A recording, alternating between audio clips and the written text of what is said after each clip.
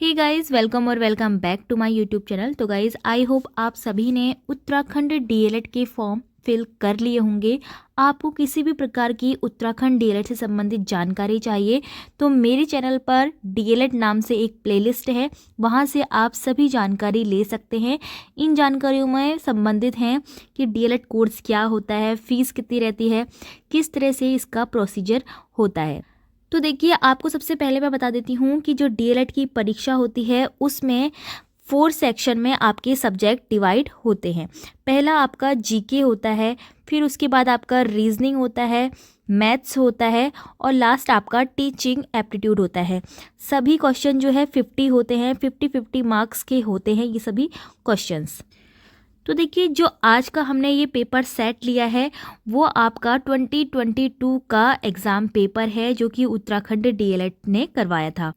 Uttarakhand DElEd के सभी exams जो है यूबीएससी द्वारा कंडक्ट करवाए जाते हैं और ये प्रत्येक साल में करवाए जाते हैं।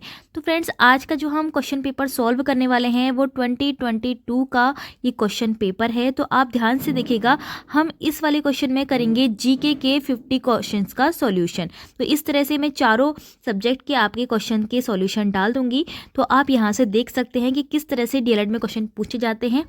और इन्हीं में से कई क्वेश्चन जो है आपकी रिपीट होने वाले हैं। इस बार 20 मई 2023 को आपकी परीक्षा है, तो आप उसके लिए प्रिपेयर रहिए। तो चलिए वीडियो शुरू करते हैं। सबसे पहला प्रश्न जो है, किस भारतीय महिला हॉकी खिलाड़ी को वर्ष 2021 में उत्तराखंड तीलू रौतेली पुरस्कार से सम्मानित किया गया। तो देखिए, ये क्वेश्चन पेपर आपका 2022 का है, इसीलिए यहाँ से करंट अफेयर से उत्तराखंड से आपका 2021 का एक क्वेश्चन पूछा गया है जिसका राइट आंसर है वंदना कटारिया। तो वंदना कटारिया को उत्तराखंड तीलू रौतेली पुरस्कार 2021 में सम्मानित किया गया, जो कि महिला हॉकी खिलाड़ी हैं। तो इस तरह से आपसे पूछ सकते हैं आप 2022 से रिलेटेड करंट अफेयर्स। तो फ्रेंड्स, अगर आपको उत्तराखंड से संबंधित करंट अफेयर पढ़नी है तो मैंने अपने चैनल पे वो प्रोवाइड करी है। करंट अफेयर से आप प्लेलिस्ट है उसमें जाकर पढ़ सकते हैं। सेकंड क्वेश्चन है, उत्तराखंड के कितने जिले अंतर्राष्ट्रीय सीमा को स्पर्श करते हैं? तो ऐसे 5 जिले हैं जो कि अंतर्राष्ट्रीय सीमा को स्पर्श करते हैं। तो अगर आपको उत्तराखंड का मैप पता है तो आपको पता होगा कि पिथौरागढ़ जिला और आपका चमोली जिला और उसी के बगल में आपका उत्तरकाशी जिला। तो पिथौरागढ़, चमोली, उत्तरकाशी, ऊधम सिंह नगर और आपका इधर आता है चंपावत। तो ये हैं 5 जिले ऐसे जो कि अंतर्राष्ट्रीय सीमा नेपाल और चीन को स्पर्श करते हैं। क्वेश्चन नंबर 3 है, उत्तराखंड के प्रथम विधानसभा अध्यक्ष थे? तो देखिए, यहाँ से उत्तराखंड जीके से ही क्वेश्चन बनाए। तो देखिए, कुछ क्वेश्चन इसमें से उत्तराखंड जीके से बनते हैं और कुछ क्वेश्चन आपके नेशनल लेवल से बनते हैं। तो यहाँ पर विधानसभा अध्यक्ष जो हमारे थे वो थे प्रकाश पंत। क्वेश्चन नंबर 4 है, हाल ही में यूक्रेन के युद्धग्रस्त क्षेत्र में फंसे भारतीय नागरिकों की सुरक्षित वापसी के लिए चलाए गए अभियान का क्या नाम है? तो फ्रेंड्स, ऑपरेशन गंगा इसका राइट आंसर था। तो इस बार जो आपसे ये क्वेश्चन पूछा जाएगा वो इस तरह से पूछा जाएगा कि तुर्की में आए हुए भूकंप को से जो ग्रसित लोग हैं तो उनको बचाने के लिए कौन सा अभियान जो है भारत की ओर से चलाया गया? तो उसका नाम है ऑपरेशन दोस्त। तो ये क्वेश्चन पक्का आपके डीएलएड के एग्जाम में आएगा, तो इसको आप याद रखिएगा। तो अब है हमारे पास क्वेश्चन नंबर 5, भारत में निम्नलिखित में से किस फसल की खेती का क्षेत्रफल अधिकतम है? तो राइट आंसर इसका होगा चावल।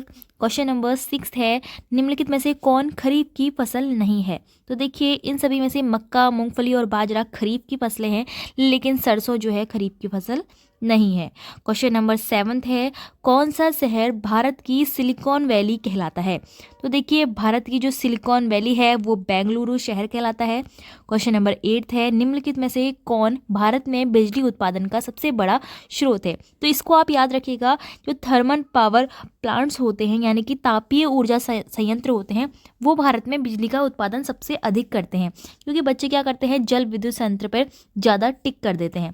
क्वेश्चन नंबर 9 है, भारत में विदेशी विनिमय संचय का रख रखाव किसके द्वारा किया जाता है?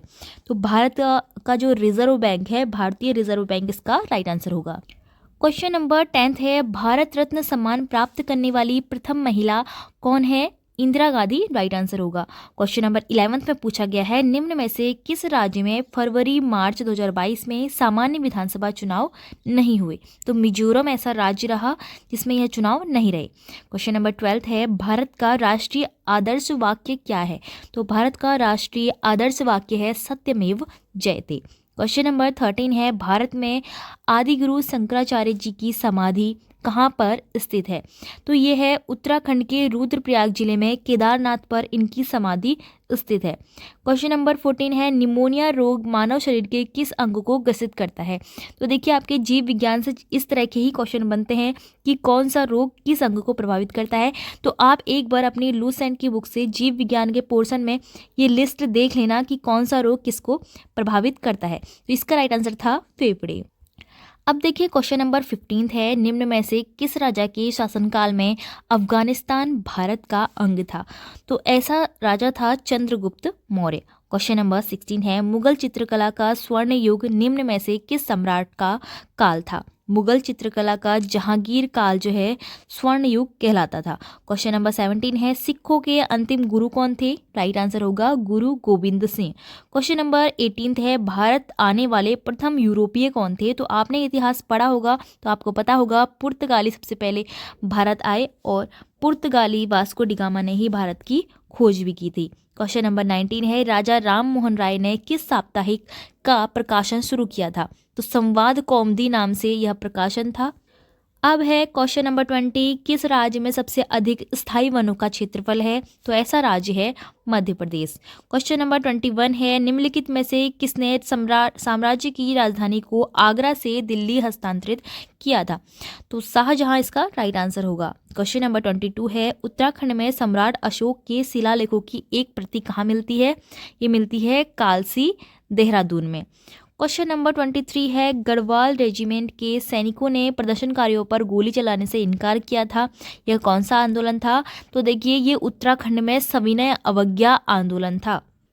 अब देखिए क्वेश्चन नंबर 24 हमारे पास है, इसमें पूछा गया है कि निम्नलिखित में से औसत वैश्विक तापमान में वृद्धि का कौन सा संकेत होगा?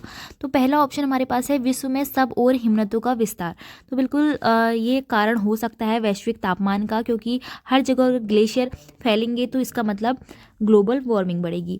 फिर है सागरी जल के स्तर में वृद्धि। हाँ, तो सागरी जल के स्तर में वृद्धि कब होगी? जब हमारे ग्लेशियर्स पिघलकर सागर में आएंगे, तो ये भी एक औसत वैश्विक तापमान में वृद्धि का संकेत है। फिर सी ऑप्शन हमारे पास है प्रमुख झीलों का समय से पहले जम जाना। तो देखो जम जाना तो अच्छी बात है, क्योंकि जम जाना इसका मतलब कि ठंड हो रही है, ठीक है, तो वार्मिंग नहीं हो रही है। तो ए और बी हमारे दोनों राइट आंसर होंगे, ऑप्शन डी हमारा करेक्ट हो जाएगा। क्वेश्चन नंबर 25 है, रिक्टर स्केल का प्रयोग किसे मापने के लिए किया जाता है? आप सभी को पता होगा भूकंप की तीव्रता को मापते हैं हम रिक्टर स्केल के द्वारा।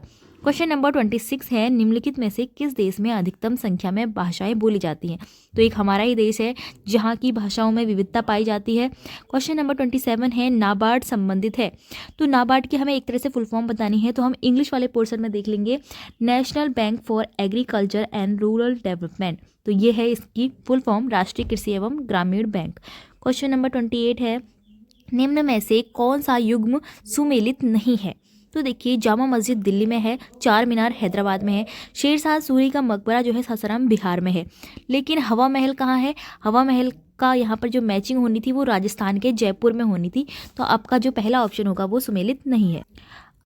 देखिए हमारे पास एक क्वेश्चन बना है संविधान से, जिसमें कि पूछा गया है सेकुलरिज्म शब्द भारतीय संविधान की प्रस्तावना में कब डाला गया?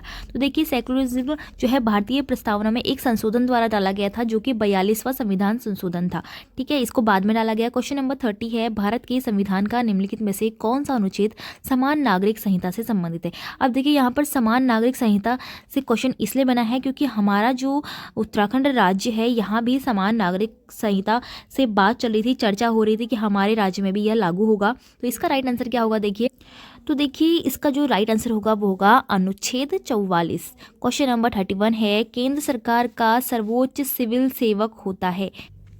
तो इसका राइट आंसर होगा ऑप्शन डी कैबिनेट सचिव। जो कैबिनेट सेक्रेटरी होता है वो केंद्र सरकार का सबसे बड़ा सिविल सेवक होता है। क्वेश्चन नंबर 32 है, संसद के 2 सत्रों के बीच अधिकतम अंतराल क्या हो सकता है? तो देखिए मैक्सिमम जो अंतराल पूछा गया है इसमें बिल्कुल ही इजी आंसर है इसका 6th मंथ। तो 6th मंथ में आपको जो है एक सेशन जो है करवाना ही पड़ता है between 2 intervals of any session of parliament. Question number 33 है, संविधान के किस संशोधन में शिक्षा का अधिकार प्रदान करने वाला एक अनुच्छेद 21A सम्मिलित किया गया है? तो 86वां संविधान संशोधन है ये, जिसके तहत शिक्षा का अधिकार प्राप्त करने के लिए एक आपका अनुच्छेद ऐड किया गया है जिसका नाम है 21A।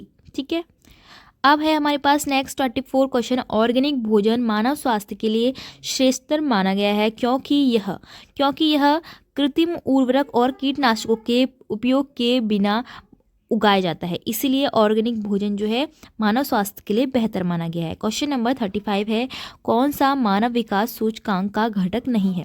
तो देखिए, प्रति व्यक्ति आय जो है HDI ह्यूमन डेवलपमेंट इंडेक्स से संबंधित है, जन्म के समय, जीवन प्रत्याशा भी, और स्वास्थ्य और पोषण। तो इन तीनों चीज़ें मिलाकर HDI बनता है, लेकिन सकल नामांकन दर का मतलब होता है ग्रॉस इनरोलमेंट रेट, जो कि HDI के अंदर नहीं आता। क्वेश्चन नंबर 36 हमारे पास है, मुद्रास्फीति का कारण है। मुद्रास्फीति का मतलब होता है महंगाई। तो महंगाई का कारण क्या होता है? जब हमारे पास क्या होता है, मुद्रा ज़्यादा होती है लेकिन किसी भी चीज़ का प्रोडक्शन कम हो जाता है, यानी कि हमारे बाजार में वस्तुएं कम होती हैं और मुद्रा ज़्यादा होती है, इसलिए महंगाई बढ़ती है। तो मुद्रा की आपूर्ति में वृद्धि हो जाती है। क्वेश्चन नंबर 37 है, निम्न में से किसमें ओजोन की अधिकतम सांद्रता पाई जाती है? सांद्रता मतलब होता है कॉन्सेंट्रेशन, तो ये है समताप मंडल। क्वेश्चन नंबर 38 है, भारत में सर्वाधिक जैव विविधता संपन्न क्षेत्र कौन सा है? तो ये है पश्चिमी घाट, इसका राइट आंसर होगा। इससे बेहद क्वेश्चन बनते हैं, UKPSC के एग्जाम में भी इससे क्वेश्चन बनते हैं पश्चिमी घाट से संबंधित। क्वेश्चन नंबर 39 है, भारत की सबसे लंबी अंतर्राष्ट्रीय सीमा किस देश के साथ लगती है? तो देखिए, इसका राइट आंसर है बांग्लादेश। और मैंने आपको परसों वाले एक प्रैक्टिस सेट में, जिसमें कि मैंने UKPSC के लिए फॉरेस्ट गार्ड के लिए जियोग्राफी पढ़ाई थी, तो उसमें भी ये क्वेश्चन पूछा गया था। देखिए, क्वेश्चन नंबर 40 में पूछा गया है कि कौन अम्लीय वर्षा का प्रमुख कारण है? तो आपको पता होना चाहिए कि जो नाइट्रोजन के ऑक्साइड होते हैं और जो सल्फर के ऑक्साइड होते हैं, तो ये जो दो होते हैं, इनका प्रमुख जो कारण होता है वो अम्लीय वर्षा होता है। तो यहाँ पर जो राइट आंसर होगा वो होगा नाइट्रोजन डाइऑक्साइड। योग दर्शन के प्रतिपादक कौन है? योग दर्शन के प्रतिपादक हैं पतंजलि। क्वेश्चन नंबर 42 है, कौन देश पवनों का देश कहलाता है? तो पवनों का देश कौन कहलाता है? डेनमार्क। और अगर आपसे पूछा जाए कि उगते सूरज का देश कौन कहलाता है, तो उसका राइट आंसर जापान होगा। अब है क्वेश्चन नंबर 43, जिसमें पूछा है सबसे कठोर प्राकृतिक पदार्थ कौन सा है? सबसे कठोर प्राकृतिक पदार्थ हीरा होता है, डायमंड। क्वेश्चन नंबर 44 है, मानव जब UV किरणों से अत्यधिक प्रभावित होते हैं तब क्या होता है? तो देखिए, प्रतिरक्षा तंत्र की क्षति होती है, यानी कि जब हमें कोई रोग होता है तो हमारी रोग प्रतिरोधक जो क्षमता है वो कम हो जाती है, और साथ ही त्वचा का कैंसर होता है, क्योंकि जो UV रेज होती हैं वो हमारी स्किन पर सबसे अधिक इफेक्ट करती हैं। तो हमारा फर्स्ट एंड थर्ड जो होगा सबसे सही आंसर यहाँ पर होगा। क्वेश्चन नंबर 45 है, निम्न में से कौन सा कथन सत्य नहीं है? चैटिंग ईमेल की तरह है। बिल्कुल ठीक है, चैटिंग केवल एक ही व्यक्ति के साथ की जा सकती है। नहीं, बिल्कुल नहीं, क्योंकि चैटिंग हम ग्रुप में भी कर सकते हैं और हम बहुत सारे लोगों के साथ एक साथ भी कर सकते हैं। चैटिंग में कई व्यक्ति शामिल हो सकते हैं, ये तो बिल्कुल सही बात है। चैटिंग एक इलेक्ट्रॉनिक संवाद है, बिल्कुल सही है, क्योंकि हम फ़ोन या अपने PC, कंप्यूटर, लैपटॉप से ही कर सकते हैं।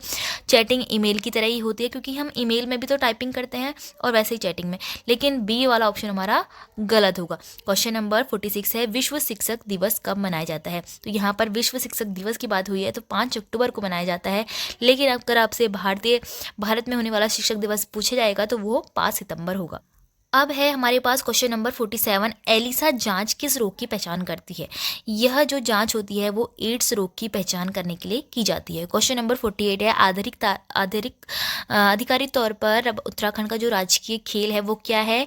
ये है फुटबॉल, और इंडिया का खेल हॉकी है। क्वेश्चन नंबर 49 है, 2024 में ओलंपिक खेल कहाँ आयोजित होंगे? तो फ्रेंड्स, इंपॉर्टेंट क्वेश्चन है, ये आपसे इस बार के एग्जाम में भी पूछा जा सकता है, तो पेरिस इसका राइट आंसर होगा। क्वेश्चन नंबर 50 है, विंग्स ऑफ फायर पुस्तक के लेखक कौन है? तो फ्रेंड्स, DLED के एग्जाम में एक ना एक पुस्तक आपसे जरूर पूछी जाएगी कि कौन सी पुस्तक किसने लिखी है, और वो भी बिल्कुल फेमस पुस्तक पूछेंगे, इधर उधर की पुस्तक नहीं पूछेंगे। तो डॉक्टर APJ अब्दुल कलाम इसका राइट आंसर होगा। तो देखिए, हमारे 50 क्वेश्चन जो है GK वाले पोर्शन से, जिसमें कि आपको current affair plus Uttarakhand GK plus national level की GK देखने के लिए मिली होगी, और साथ ही साथ आपको इंटरनेशनल करंट अफेयर भी इसमें देखने के लिए मिली होगी। तो ये है आपके 50 मार्क्स के क्वेश्चन। तो इस तरह से आपके जीके के बहुत ही ज़्यादा ईजी से क्वेश्चन आते हैं।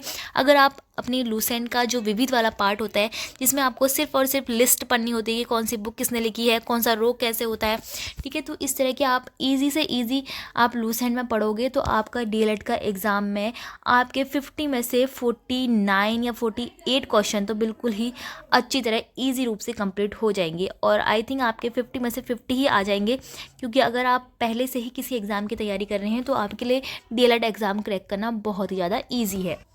तो फ्रेंड्स, नेक्स्ट वीडियो में हम देखने वाले हैं इसी क्वेश्चन पेपर के अगले जो रीजनिंग, मैथ और साथ ही साथ टीचिंग एप्टीट्यूड के क्वेश्चन। तो ये 3 हमारे पोर्शन बचे हुए हैं जिनके 50-50 क्वेश्चन हैं। तो आपका डीएलएड का जो एग्ज़ाम होता है वो 200 मार्क्स का होता है और आपको टाइमिंग दी रहती है उसमें 2.5 घंटा। तो फ्रेंड्स, आई होप आपके लिए इस तरह की वीडियो हेल्पफुल हो रही होंगी। और साथ ही साथ मैं और भी प्रीवियस ईयर क्वेश्चन पेपर जो कि डीएलएड द्वारा कराए गए हैं तो उनको भी आपके सामने लेकर आऊँगी। इसी तरह की और वीडियोज़ के लिए चैनल के साथ जुड़े रहिए। चैनल को सब्सक्राइब और वीडियो को लाइक करना मत भूलना।